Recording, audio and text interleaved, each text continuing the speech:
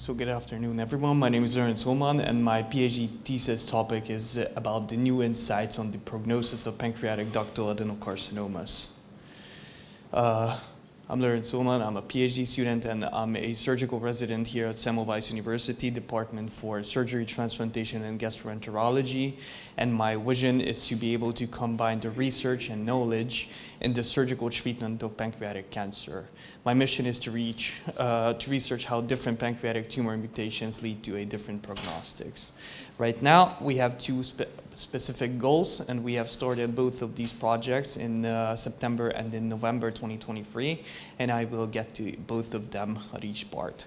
But first of all, let me start with my first project, which is about investigating the prognostic relevance of micro-RNA analysis of pancreatic ductal adenocarcinomas, or as I will later refer to as PDACs. So as the background, PDAC is one of the worst prognostic cancers in the world, and it has a 5-year survival rate of around 6%. And so, what do we tell the patient? Is this only a homologous disease? Do they only have this much amount of chance of survival? Well, one possible solution to research that is micro-RNA analysis. They are a group of nucleotides which affect the development by acting as either oncogenic microRNAs or tumor suppressor microRNAs. And therefore, our aim is to investigate the prognostic relevance of microRNA analysis in PDAC. Our clinical question is, therefore, could the newly researched microRNA analysis give precise information about the prognosis of patients with PDACs? And we have used a PFO project, which has a population of patients with PDACs, prognostic factor of microRNA levels, and the outcome will be overall survival and disease-free survival. Our hypothesis is that microRNA levels in the patients with PDACs and the change in them is associated with a worse prognosis. Therefore, our clinical implication would be implementing the use of microRNAs in the clinical practice.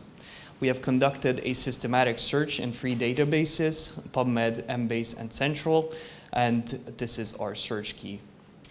We have seen the key articles, which I will outline here. They have the same population, and the outcome were measured in the different microRNA level changes and in the survival rates of these patients.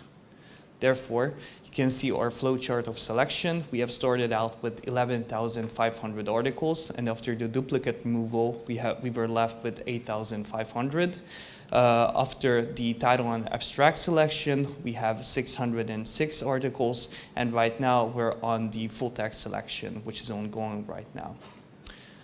Yes, we can see that here. And about my second project, it is about investigating the effect of different neoadjuvant therapies on the prognosis of borderline resectable PDACs. So what exactly are borderline resectable PDACs? As I have outlined, PDACs have a really bad prognosis in terms of cancers, and surgery is the only possible chance for these patients to have a curative therapy, but only 15 to 20% of these cases are actually resectable. Without resection, there's around 7 or 6% chance of 5-year survival, but with resection, it increases to 15 to 30%. And therefore, in the borderline resectable group, if it's not resected, then the overall survival would be 17 to 29 months, but if it is resected, then it's from 24 to 33 months. And therefore, it is our aim to investigate the effect of different types of neoadjuvant therapies on the effect of borderline resectable PDACs.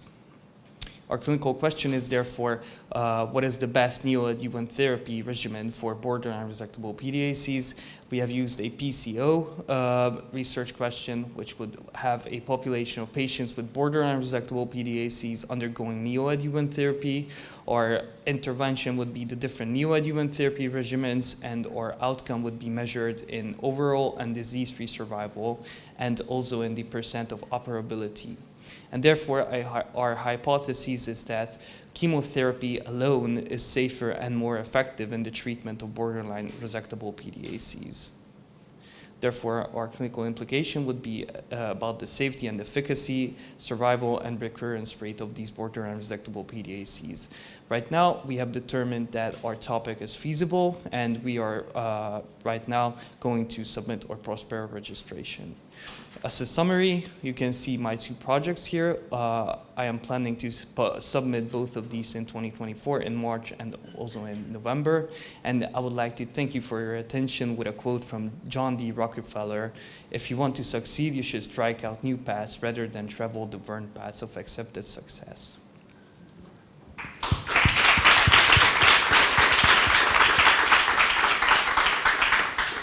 Congratulations, nice talk. I would like to ask that this micro-RNA, it's specific for ductal adenocarcinoma of the pancreas, or it's a general marker for any tumors?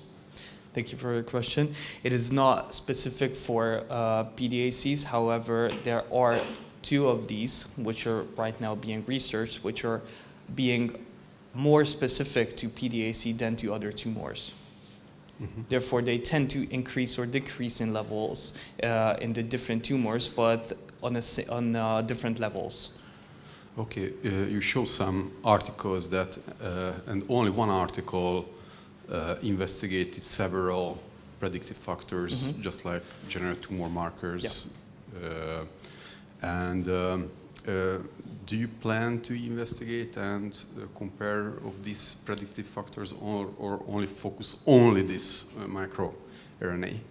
Well, for the first project, we're only focusing on the micro-RNA levels. However, we are planning to further submit another article, which will be actually the 3rd project, which would compare the micro-RNA level analysis to the clinically used ones. I would like to ask you, is it available in your department to define the micro-RNA levels? Well, we're not using them routinely, but they are available in the lab. Great. So do you plan, to conduct a study on this? Prospective study on your own patients? I am planning to do that, yes, actually. Nice. Congrats, very nice talk. I'm very interested in microRNAs and DNAs and genetics. You said that you are looking at microRNAs levels only at all microRNAs, and where? In the bile, in the blood, in the urine, in the saliva. So what are exactly looking at? Right now, thank you for the question. Right now we're looking at the different changes in the levels of microRNAs and specifically in the blood samples. Yeah. And that specific microRNAs or the whole pool, or what do you plan? We are selecting specific ones and non-specific ones because we have a different variety of the articles, and we will decide on which ones will be available. And if I may, I'd like to ask another question about the second topic. Mm-hmm. You said that you're looking at borderline resectable cancer. What about resectable PDAC? Because we've seen that we tend to give neoadjuvants now also in resectable cases. Why are you not including those as well? Or maybe you consider including those articles as well? Or is it too little data available right now about this category of patients, so resectable cancers receiving neoadjuvant therapy? Thank you. There's actually too little data about that. You were right about that. But we will include these ones if there's more available.